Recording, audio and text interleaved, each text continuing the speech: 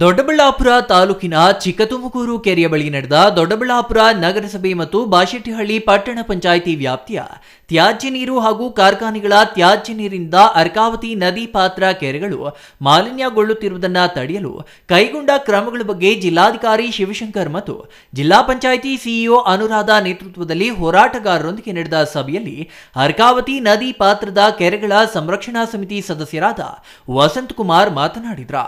ಮಜರಾಹೊಸಹಳ್ಳಿ, ದೊಡ್ಡ ತುಮಕೂರು, ಚಿಕ್ಕ ತುಮಕೂರು ಭಾಗದ ಕೆರೆಗಳಿಗೆ ಕೈಗಾರಿಕೆಗಳ ರಾಸಾಯನಿಕ ನೀರು ಹರಿಸುವ ಬಗ್ಗೆ ಮಾಲಿನ್ಯ ನಿಯಂತ್ರಣ ಮಂಡಳಿ ಅಧಿಕಾರಿಗಳಿಗೆ ವಿಡಿಯೋ ಮೂಲಕ ಮಾಹಿತಿ ನೀಡಿದ್ರು. ಈ ಬಗ್ಗೆ ಕ್ರಮ ವಹಿಸಿಲ್ಲ. ಅನೇಕ ವರ್ಷಗಳಿಂದ ವಿವಿಧ ಹೋರಾಟಗಳನ್ನ ಮಾಡುತ್ತಿದ್ದು, ಇದೀಗ ಕೆರೆಗಳ ಸಂರಕ್ಷಣೆಗಾಗಿ ಗಣರಾಜ್ಯೋತ್ಸವ ದಿನ ಕಪ್ಪು ಬಾವುಟ ಪ್ರದರ್ಶನಕ್ಕೆ ತೀರ್ಮಾನಿಸಲಾಗಿತ್ತು.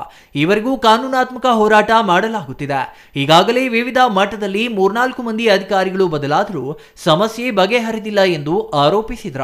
ಈ ಭಾಗದಲ್ಲಿ ಕುಡಿಯುವ ನೀರಿನ ಘಟಕಗಳ ನೀರು ಕೂಡ ಕುಡಿಯಲು ಯೋಗ್ಯವಿಲ್ಲ ಎಂಬ ವರದಿ ಬಂದಿದೆ. ಸಾಕಷ್ಟು ಕಾಯಿಲೆಗಳು ಗ್ರಾಮಸ್ಥರನ್ನ ಕಾಡುತ್ತಿದೆ. ಶೀಘ್ರವಾಗಿಯೇ ಈ ಸಮಸ್ಯೆಗಳನ್ನ ಬಗೆಹರಿಸಲು ಕ್ರಮ ವಹಿಸಬೇಕು ಎಂದ್ರ. ಇದು ಕುಡಿಯೋ ನೀರಿಂದಂತೂ ಸುಮಾರು 3-4 ತಿಂಗಳಲ್ಲಿ ಬಗೆಹರಿಯುತ್ತೆ. ಅಂದರೆ ಈಗ ಅಪ್ರೂವಲ್ ಆದರೆ ಇನ್ನೊಂದು ವಾರ 2 ವಾರದಲ್ಲಿ ಟೆಂಡರ್ ಪ್ರಕ್ರಿಯೆ ಪ್ರಾರಂಭ ಆಗ್ತದೆ. ಎಕ್ಸ್ಪೋರ್ಟ್ ಮಾಡಲಿಕ್ಕೆ ಅಬೌಟ್ 3 ಮಂತ್ಸ್ ಬೇಕು. ಸುಮಾರು 4-5 ತಿಂಗಳಲ್ಲಿ ಕುಡಿಯೋ ನೀರಿನ ಸಮಸ್ಯೆ ಬಗೆಹರಿಯುತ್ತದೆ. ಮತ್ತು STP ಕನ್ಸ್ಟ್ರಕ್ಷನ್ಗೆ ಸುಮಾರು 1.5 ವರ್ಷ ಬೇಕು. ಅದು ಅನುಮೋದನಾ ಹಂತದಲ್ಲಿದೆ. ಸುಮಾರು 1.5-2 ವರ್ಷ ಆಗ್ತದೆ STP ಮಾಡಲಿಕ್ಕೆ.